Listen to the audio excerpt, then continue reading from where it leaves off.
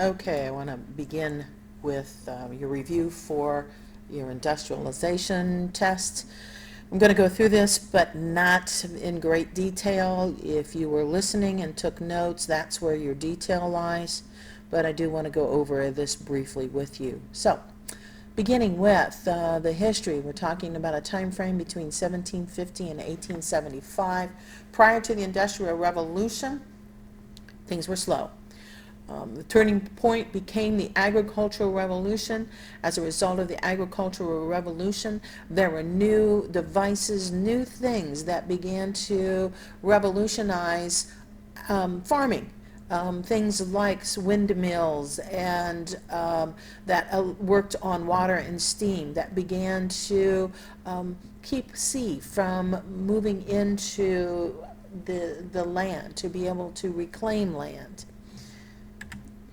In Britain, this is the birthplace of the Industrial Revolution, and British farmers themselves were very smart. They mixed soils for better yield. They began crop rotation. They began to use the seed drill to improve their farming skills. The effects of this, of course, were profits for landowners will rise as farms grow larger. Also, some of the bad effects were the many farm laborers lost their jobs, and small farmers were forced off land. Jobless farm workers had to then migrate to cities and towns looking for a job.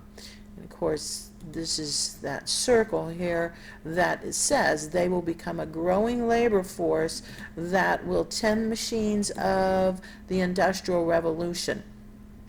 Okay, big deal here. Forms the revolution. All right. Moving on, how did the agricultural revolution reduce the risk of famine? Well, they were able to grow surplus food, which then helped decline death rates, which meant more people were surviving, and by 1800s, better hygiene and sanitation improved medical care, and as a result, there was a population explosion. Okay, 1700s, they began to harness new sources of energy, like coal, which then was able to develop the steam engine. These engines will become a key source to the Industrial Revolution. Coal is a vital source of fuel, and the smelting process then allowed the ability to purify iron ore, which was essential in making a lot of the machines. Britain continues to lead the way, so why? Well, first of all, it was a small nation, but had large supplies of coal, and also the agricultural revolution really freed up a lot of farm labor. So that meant many were able to go to the growing towns and cities, and they were, because of their skills, were able to become part of that growing job force or workforce. The economics of England, too, made it a prime candidate for Industrial Revolution because of trade. Because of their growing overseas empire, they needed more products, and those products were produced through the Industrial Revolution. So their economy is going to prosper. A business class grows and it accumulates capital, which means money. And these guys who are entrepreneurs are going to invest in things like mines, railroads, factories, shipping. And then, of course, the population explosion boosts the demand for goods. So more goods are being required. And so the factories and the mills are continuing to produce more and more goods as the demand grows. All right, new consumer goods are affordable to members of every social class. That's significant. Before that, things were only available to the very rich. Right. Now, this is just a graphic organizer to explain, the agricultural revolution had to happen. A growing workforce had to be created, and these new technologies had to fall into place in order for the Industrial Revolution to occur. Okay. All right. Now, this was the graphic organizer that I also gave you, and this is the top that I already gave you. And then here are some additional reminders of the information. The effects were lower prices, more consumers, higher demand for goods, transportation revolution. So it became, transportation became more and more important. Wave of economic and social changes, of course, that would include the factory laws and all of those things with regards to child labor, and then an increased supply of goods. Okay, so Britain has this stable government which supports economic growth. That's pretty significant. Most countries in Europe at that time did not have that much, that stable of a government. They also had a strong navy for protection of their overseas trades, which includes their colonies. Many entrepreneurs came from religious groups that encouraged thrift and hard work. That meant you worked hard for your money. Inventing, and also for material achievements. Manufacturers build long sheds to hide their new machines. These will become known as the factories. The first factories were part of the textile industry, and these large factories will bring spinners and weavers together, and they will produce large quantities of goods. All right, urbanization. In the new industrial cities, people are moving from the rural farmlands to the cities, which means the population is going to grow very fast. And so there's, at this point, at the beginning, there is an ever-increasing demand for workers. Small towns near coal and iron mines will grow rapidly into large cities.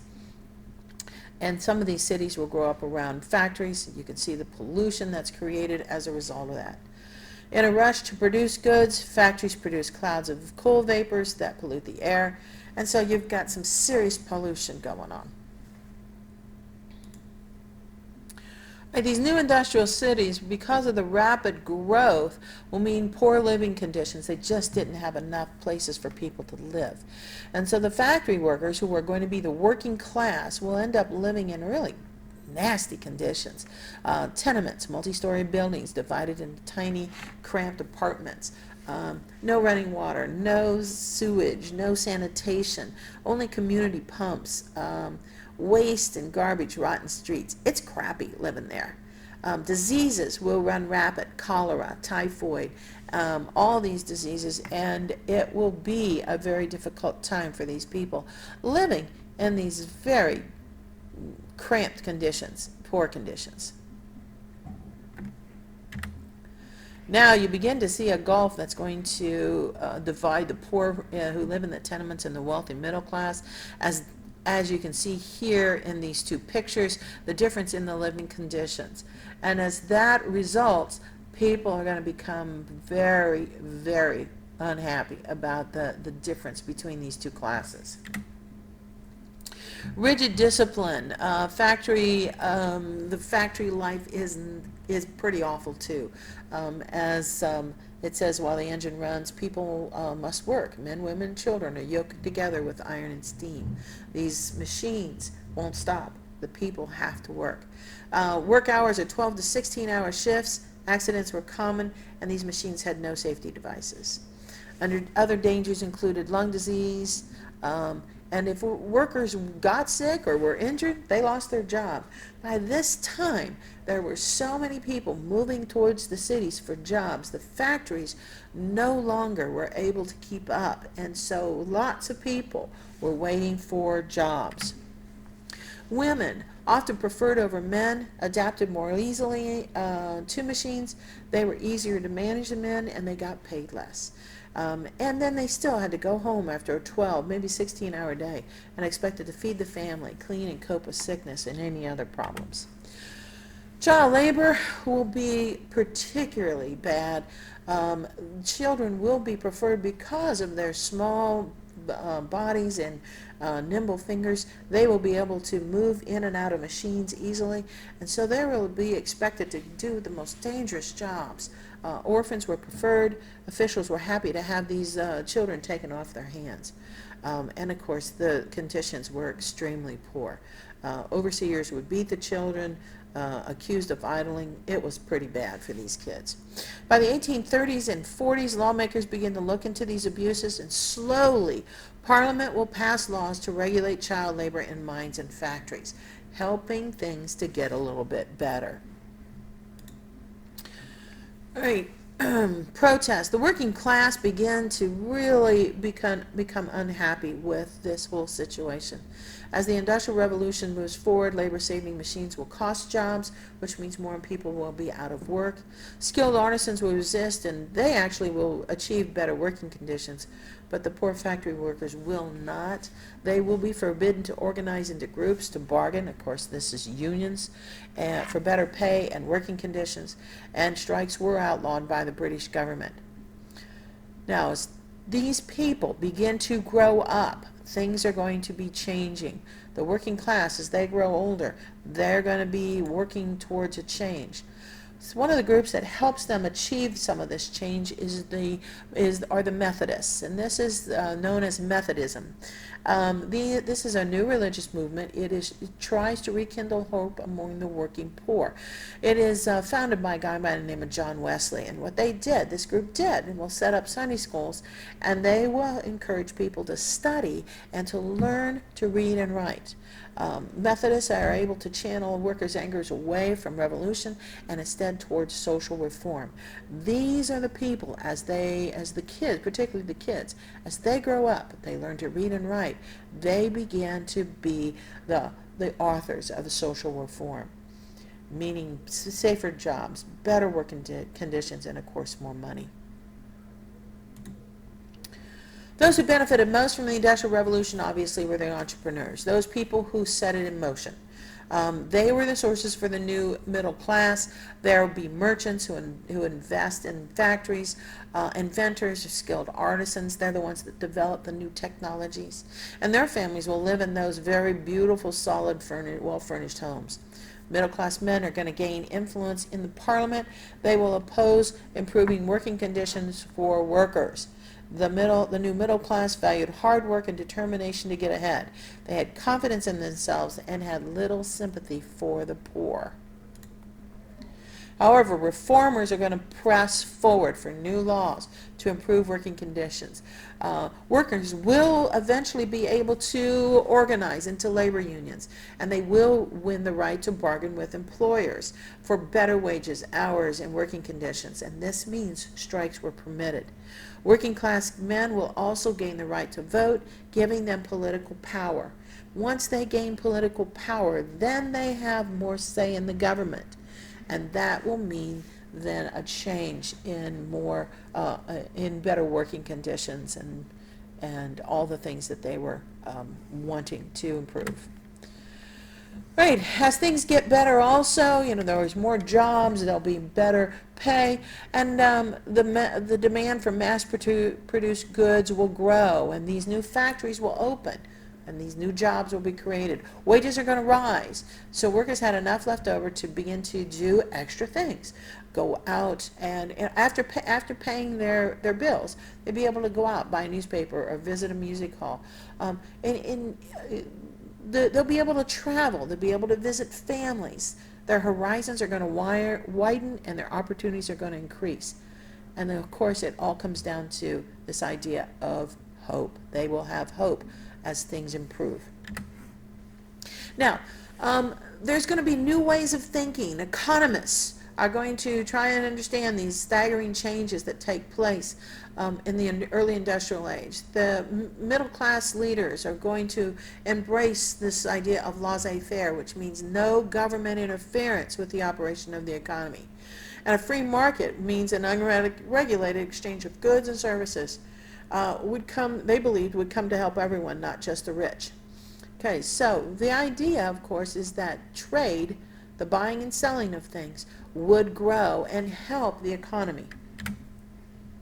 The middle class really benefits from this. Free market produces more goods at lower prices, making them affordable not only just for the middle class, but for everyone. However, they still oppose the government help for the poor. They believe the best cure for poverty was unrestricted laws of the free market, and that individuals should improve their lot through hard work, thrift, and limiting the size of families.